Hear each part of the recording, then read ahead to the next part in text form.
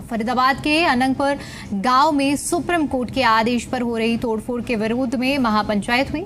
इस महापंचायत में कई नेता, किसान नेता पहुंचे थे, जहां सरकार से उनकी कई मांगे हैं, जिन पर मुहर लगाने के लिए सरकार को 30 दिनों का अल्टीमेटम दिया गया है। इस महापंचायत में कांग्रेस सांसद दीपेंद्र हुड्डा, सौरभ भारद्वाज, राकेश टिकैत समेत कई नेता शामिल हुए। आपको बता दें कि अरावली पर्वत श्रृंखला में अवैध निर्माण को गिराने की यह कार्रवाई पिछले 20 दिनों से वन विभाग की ओर से की जा रही है। अब तक 200 से अधिक छोटे बड़े निर्माण को ढाया जा चुका है। अनंगपुर गांव के कई लोग जो कि वन क्षेत्र की जमीन पर कब्जा कर मकान बना चुके हैं, जिन्हें अब हटाया जा रहा है।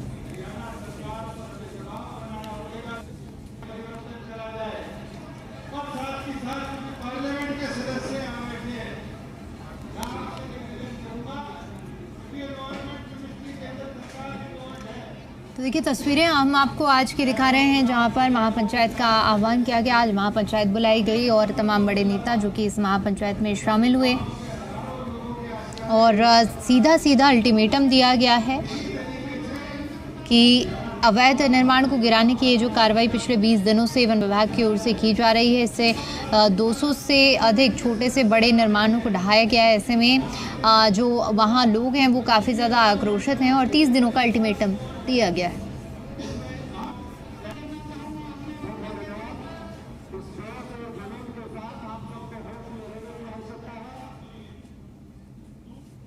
बड़ा निर्णय पंचायत ने लिया है, महापंचायत हुई है। क्या कुछ निर्णय लिए गए हैं, बातचीत कर लेते हैं। क्या निर्णय लिए गए, जो फैसले लिए गए इस महापंचायत द्वारा?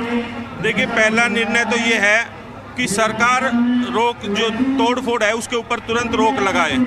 दूसरा निर्णय है कि जिनके मकान टूटे हैं उनको मुआवजा राशि सरकार दे। और तीसरा है कि सरकार इस पूरे मामले पर अध्यादेश लाए, विधानसभा में भी, लोकसभा में, और यहाँ के गाँव वालों को राहत दे। और 15 दिन का समय सरकार को दिया गया है। अगर 15 दिन के अंदर सरकार अध्यादेश नहीं लाती तो आगे की कार्रवाई संघर्ष समिति और आक्रामक रुख अपना सकती है। और जब तक मामला पूरा समाप्त नहीं हो जाता, जब तक समस्या का समाधान नहीं हो जाता, जब तक धरना जारी रहेगा। तो आगे भी महापंचायत बुलाई जा सकती है उसके लिए? 15 दिन का इंतजार है, अगर जरूरत हुई तो उसको बुलाएंगे। तो बिल्कुल 15 दिन का इंतज़ार है, यानी 15 दिन का समय सरकार को दिया है और उसके बाद फिर से जो है आंदोलन किया जाएगा अगर मांग पूरी नहीं होती है। तो वीडियो जर्नलिस्ट नरेंद्र के साथ दिवेश कुमार, जी मीडिया, दिल्ली।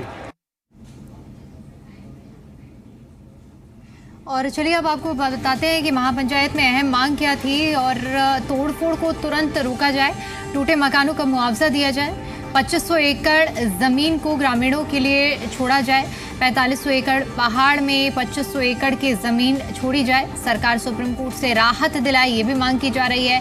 सरकार को 30 दिनों का अल्टीमेटम देने की मांग की गई है।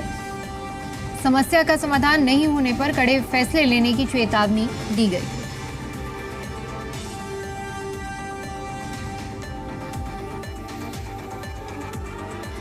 हम सब लोगों ने आके ये कहा है कि सूरजकुंड, अनंगपुर और आसपास के जितने भी गांव देहात के लोग हैं वो ये ना सोचें कि ये लड़ाई सिर्फ हरियाणा के गांव देहात की है या गुर्जर समाज के गांव देहात की है। हम सब लोग, पूरी दिल्ली के 360 गांव आज हमारे सूरजकुंड के भाइयों के साथ खड़े हुए हैं और ये लड़ाई हम सबको मिल के लड़नी पड़ेगी। केंद्र सरकार अपने गांव के लोगों के खिलाफ कोर्ट जाएगी तो गांव वाले तो हारेंगे ही। गांव क्या सरकार के खिलाफ कोर्ट में केस जीत सकता है? लोग बंटते रहेंगे, ये कार्रवाई होती रहेगी। संघर्ष करना पड़ेगा, मुकाबला करना पड़ेगा। लोग बट के जाति में, धर्म में, कि आज उनका टूट रहा तो मेरा बच गया, कल उसका टूटेगा तो मैं बच जाऊंगा, मेरा टूट गया तो उसका भी टूटे। सरकार ये चाहती है उद्योगपतियों को ये सब जमीनें देंगे, बड़ी बड़ी कंपनियां यहाँ पर आ रही है उनको अलॉट हो जाएगी। जो ओरिजिनल जंगल है वे काटे जा रहे हैं, यहाँ पे जंगलों के नाम पे इसको खाली करवा जा रहा है। इतनी बड़ी पंचायत को संभाले रखना, संचालित करना, इस संघर्ष को आगे लेकर जाने के लिए सभी की जिम्मेदारी होती है, पूरे गांव की जिम्मेदारी होती है। लेकिन आपने जिस भलीभांति सबके साथ मिलकर जिम्मेदारी को निभाया है, मैं विशेष रूप से आपको बहुत बहुत बधाई देता हूँ। और मुझे विश्वास है जिस काबिलियत से आपने संघर्ष को आगे बढ़ाया, ये संघर्ष निष्कर्ष तक पहुंचेगा, इसमें लेके आए। और आप सबको जो आज यहाँ सरदारी बैठी है, आप सबको यहाँ बहुत बहुत आप सबका अभिवादन करता हूँ। संघर्ष की दो राह हुआ करती है। जब आजादी की लड़ाई चल रही थी तो कहा जाता था कि एक तो हिंसावादी है, एक अहिंसावादी है। मैं अपने जीवन में दोनों का आत्मसात करता हूँ। जहाँ हिंसा की जरूरत रहती है पीछे नहीं रहता, और जहाँ अहिंसा की आवश्यकता होती है तो अपने ज्ञान को, अपनी विद्या शक्ति के साथ लगाता हूँ। मुझे प्रतीत होता है कि अनंतपुर में दोनों की आवश्यकता है। युवा राष्ट्र के कर्णधार हैं, अपने समाज के कर्णधार हैं। आप लोग एक बार सुप्रीम कोर्ट के जजमेंट का अवलोकन करें, और ऐसा नहीं है कि एक जज ने अगर कोई आदेश दे दिया, हम डिवीजन बेंच पे जा सकते हैं। तो देखिए, अनंतपुर को लेकर इस वक्त पूरा विपक्ष एकजुट है और किस तरह से महापंचायत के बाद अल्टीमेटम दिया गया है ये हमने आपको सुनवाया। वहीं इस पूरे मुद्दे पर महापंचायत समिति के अध्यक्ष अरुण जेलदार का क्या कुछ कहना है ये भी आपको सुनवाते हैं। महापंचायत हुई है, महापंचायत में क्या कुछ बड़े फैसले लिए गए, क्योंकि लगातार ये मांग उठ रही है कि जो बुलडोज़र कार्रवाई है वो सही नहीं है, अवैध तरीके से तोड़े जा रहे हैं मकान।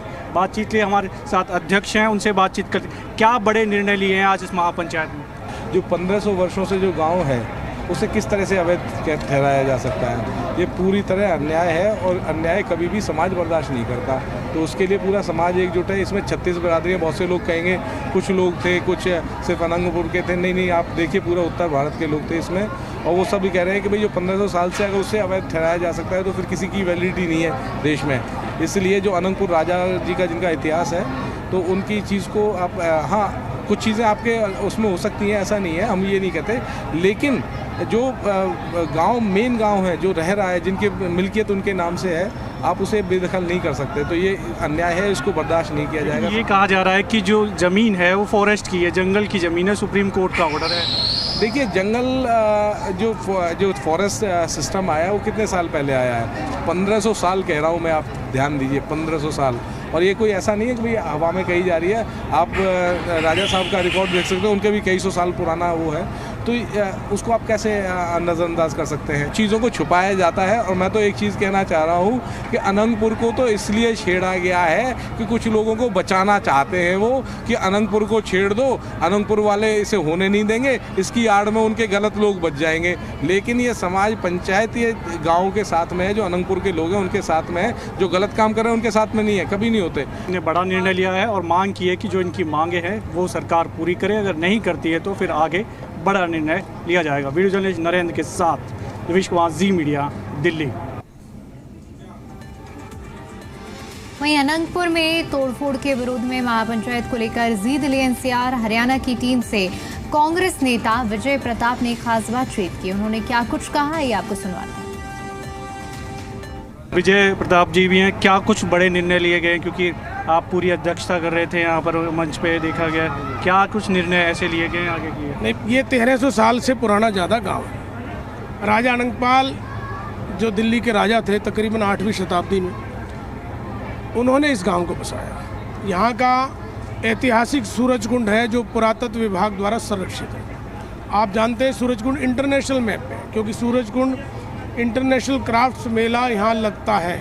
फॉरेस्ट की डेफिनेशन में वो एरिया आता है भाई साहब जो डेंस ग्रीन हो, जहाँ आबादी ना हो। यहाँ तो स्कूल है, 60-70 साल पुराने स्कूल हैं। ये जो PLPA गलत लगा है, फॉरेस्ट लगा है, फॉरेस्ट डिपार्टमेंट के कंजर्वेटर की वजह से, हरियाणा सरकार की वजह से, ये तुरंत हटाया जाए। यहाँ पर जो तोड़फोड़ हो रही है उसे तुरंत रोका जाए। टूटे हुए जो मकान और निर्माण है उनका मुआवजा सरकार दे, ये पंचायत ने निर्णय लिया है। 4.5 एकड़ पहाड़ जो अनंतपुर का है, जो PLPA में इन्होंने डाल दिया फॉरेस्ट में, जो केवल 1467 डाला था रिटर्न में, बाकी 3000 हमारा है। लेकिन हम फिर भी, क्योंकि पर्वत श्रृंखलाएँ जहाँ हैं वहाँ इंसानी आबादी और प्रकृति का संतुलन बनाने के लिए सरकार नीति बनाती है।